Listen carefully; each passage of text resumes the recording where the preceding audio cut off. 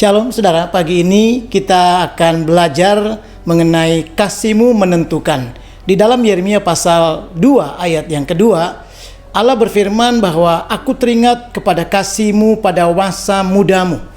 Saudara, rupanya Tuhan berbicara kepada bangsa Yehuda lewat Yeremia, mengingatkan bahwa kasih mereka tidak seperti waktu awal mereka mencintai Tuhan. Tuhan sampai kasih perumpamaan, masa mudamu begitu dahsyatnya kasih-Mu kepadaku, tetapi sekarang tidak seperti itu lagi.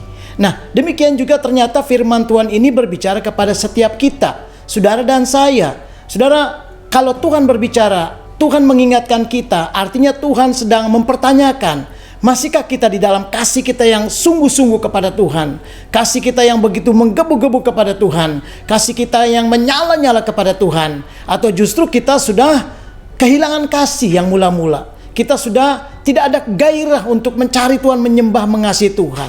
Saudara, fatal akibatnya kalau kita kehilangan kasih. Sebab itu firman ini mengajarkan kepada kita apa yang harus kita perbuat hari ini. Saudara, perhatikan apa yang dilakukan, dialami oleh Adam dan Hawa. Pada waktu mereka kehilangan kasih, fatal akibatnya. Saudaraku, mereka terusir dari Taman Eden dan mereka tidak mengalami lagi persekutuan yang manis dengan Tuhan.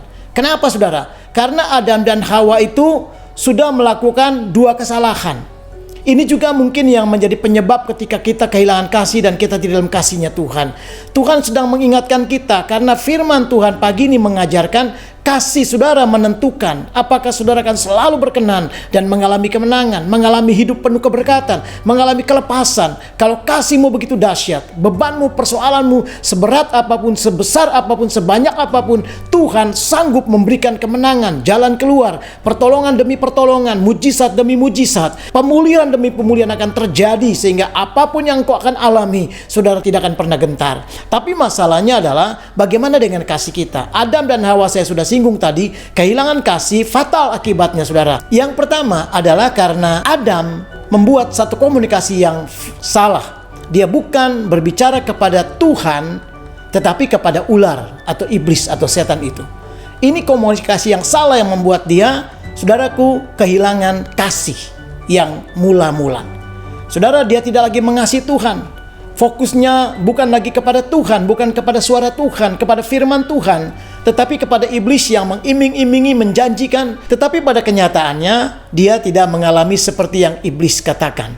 Itu fatal, saudara. Kenapa? Karena Adam dan Hawa salah komunikasinya. Dia tidak mendengarkan suara Tuhan, dia tidak mendengarkan firman Tuhan. Saudara, iman timbul dari pendengaran dan pendengaran akan sabda Kristus. Ketika kita mendengarkan suara Tuhan, kita komunikasi dengan Tuhan, kita akan selalu dipenuhi dengan kasih Tuhan. Dan dengan kasih itu, apapun masalah yang kita hadapi, kita akan terus keluar sebagai pemenang. Kita akan melihat betapa Tuhan tidak pernah meninggalkan kita, betapa Tuhan sungguh sangat mencintai saudara dan saya. Ada banyak kali kita tidak sadar, hari-hari ini kita berkomunikasi yang salah. Artinya bagaimana komunikasi yang salah? Ketika kita tidak mendengarkan suara Tuhan, ketika kita tidak menaruh telinga kita untuk mendengarkan pengajaran-pengajaran firman Tuhan, ketika kita tidak lagi taruh telinga kita untuk mendengarkan khotbah, tapi kita lebih kepada sesuatu suara-suara yang sumbang, yang menakutkan, yang seringkali membuat kita gentar, bahkan lebih ketakutan, saudara. Kenapa?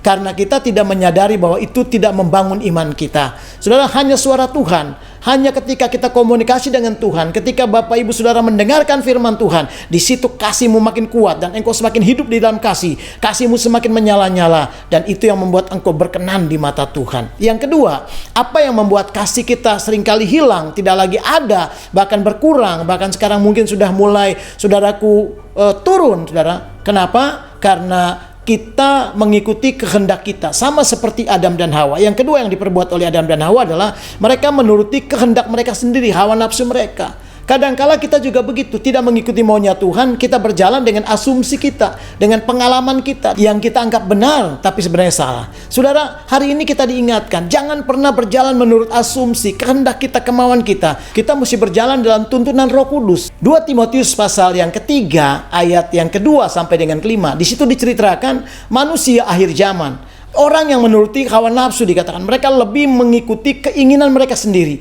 Akibatnya, dampaknya apa? Mereka nggak suka akan yang benar. Mereka lebih suka kepada hal-hal dosa dan kejahatan. Mereka tidak suka kepada hal-hal yang rohani, keagamaan. Mereka lebih suka kepada hal-hal yang fasik, saudara. Mereka lebih suka kepada, bukan pada kebenaran, tapi pada pemberontakan. Apa yang membuat mereka begitu? Karena kasih mereka sudah berkurang, sudah hilang. Kenapa kasih mereka berkurang dan hilang? Itu karena dua tadi. Karena mereka tidak lagi bersekutu dengan Tuhan, tetapi mereka berkomunikasi dengan yang di luar firman Tuhan. Mereka tidak lagi hidup menurut tuntunan Roh Kudus, pimpinan Tuhan, tapi mereka berjalan dengan kekuatan mereka, dengan cara mereka, dengan kedagingan mereka, dengan hawa nafsu mereka. Akibatnya, saudara, mereka mengalami iman dan kasih yang sangat-sangat drop. Saudara, Tuhan tidak mau kembali pada kasih yang mula-mula. Itu sebabnya mari kita bertobat. Kalau kita lakukan juga hal yang sama, kita benahi hari ini. Kita mulai belajar berkomunikasi dengan Tuhan. Setiap waktu kita mesti dengarkan firman Tuhan, kita dialog dengan Tuhan, supaya kasih itu semakin menyala-nyala, tumbuh dalam hati kita. Yang kedua, kita semakin lagi untuk terus mau hidup di dalam kehendak Tuhan, mau dituntun oleh Tuhan, dituntun oleh firman Tuhan, dipimpin oleh Roh Kudus. Maka saya percaya kehidupan kita akan menjadi orang-orang yang menang, orang-orang yang penuh dengan sukacita, orang-orang yang berbahagia hari ini. Diberkatilah saudara dan saya, dimanapun kau berada hari ini, hari penuh kemenangan. Tuhan memberkati kita semua. Amin.